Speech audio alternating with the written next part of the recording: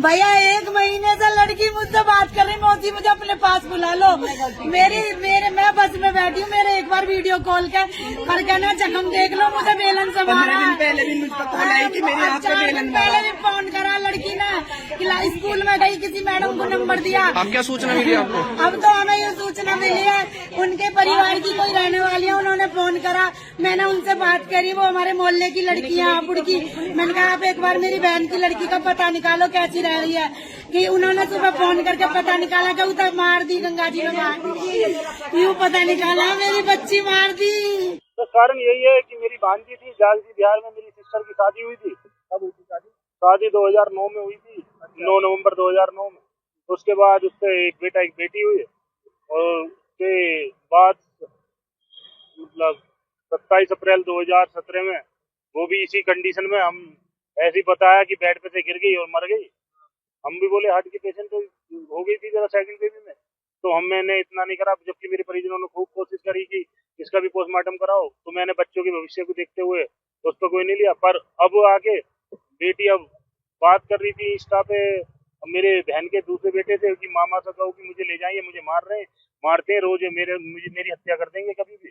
तो कुछ नहीं, बस अब उसके बारे में जानकारी हुई कि पड़ोस से ही कि ऐसे ऐसे बेटी मार दिया था, वहाँ ब्रज घाट ले गए। हम जैसे ही 3 बजे जानकारी हुई, पता लगा कि अब तक तो वहाँ हमने पुलिस को सूचना दी, पुलिस ने देखा कि अंतिम संस्कार भी हो गया, वो आए तो उनसे होक भी हुई।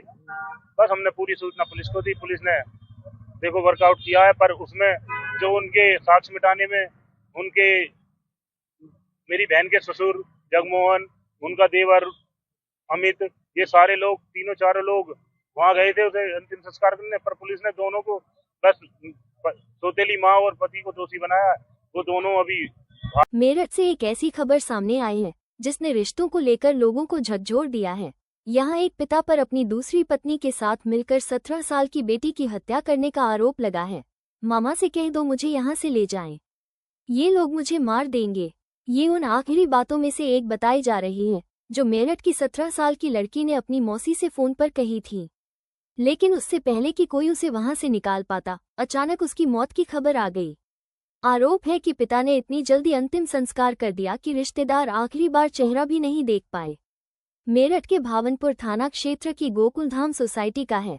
यहाँ रहने वाले कपिल की शादी साल 2009 में हापुड़ की प्रीति से हुई थी। दोनों के 2 बच्चे हुए, एक बेटी और बेटा, लेकिन साल 2017 में प्रीति की मौत हो गई। आरोप है कि पत्नी की मौत के सिर्फ 6 महीने बाद कपिल ने पिंकी नाम की महिला से दूसरी शादी कर ली। मृतक लड़की के मामा भूपेंद्र शर्मा का आरोप है कि दूसरी शादी के बाद से ही कपिल और उसकी दूसरी पत्नी दोनों बच्चों को प्रताड़ित करने लगे थे। बेटी के साथ मारपीट और दुर्व्यवहार होता था।